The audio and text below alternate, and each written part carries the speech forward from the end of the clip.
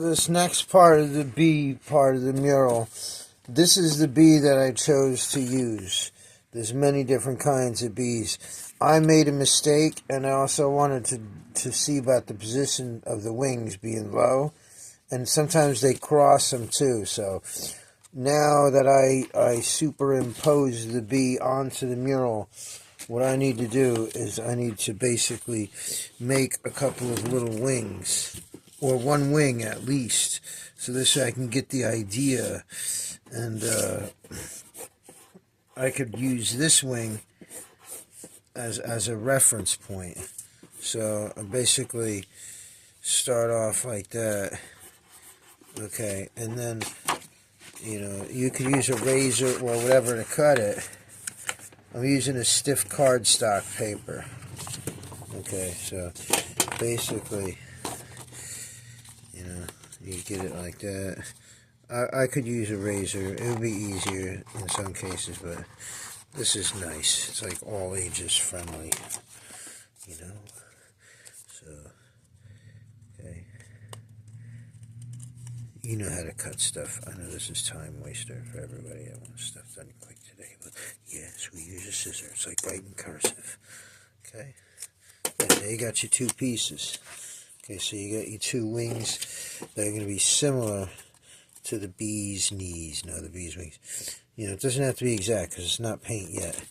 Okay, and if I wanted to be all like this and that, I could say, okay, let me throw some kind of squab in there,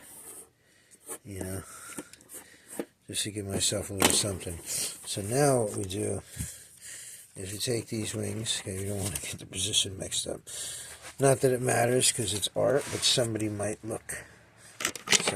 So now we're going to go up to there, and that's our bee, the way it's going. So we're going to see if, like how that would be. How it would be, okay, way too big anyway. Yeah, that's way too big. So with that, I just make them a little smaller.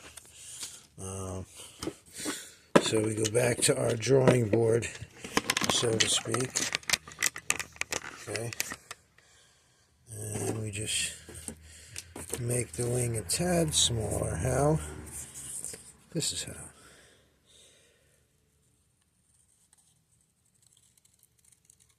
Because Bumblebee looks funny in a sense, not funny, peculiar in a sense that it has a bigger body than the wing would normally support.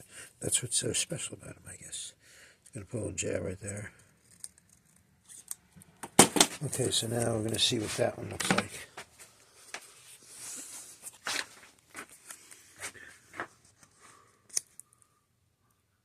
Still too big, but I would say okay. And I'm not finished this because this bothered me.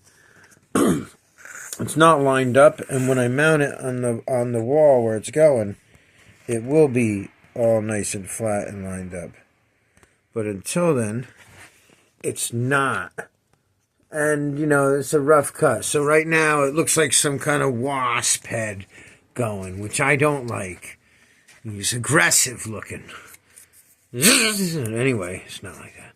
So, so we're going to put a wing there. But the wing is going to have that transparency. Because for some reason, the original bee, he's soft. That's why. Because of this contrast of the black and yellow coming off like a Steelers uniform. And then once we get that value of the wing in there, it'll change the whole context and dynamic of the whatever. Yeah, savvy word, right? So basically, that's what we're looking at. As you can get to that perspective. A lot of words, not enough paint, Okay, see, it's still, let's cut that off. It'll still be at that much. So let's try it one more time. And then, because sometimes the bee has them, like, they're crossed. That's what I'm saying. Or they're like this. That's a fat-ass bee. Well, right this second. I got to give him more of a shoulder. There's a him. And the other's just a little tad piece that will come out. Yeah, because, this was just it's like a preliminary something, So that's our wing for right now. We're going to put it up there so we have it for later. And we're good to go. Yep. And now we're going to have a visit with all the rest of the bees meeting up, okay, and saying hello. And it's a meeting of the bees. So, be cool.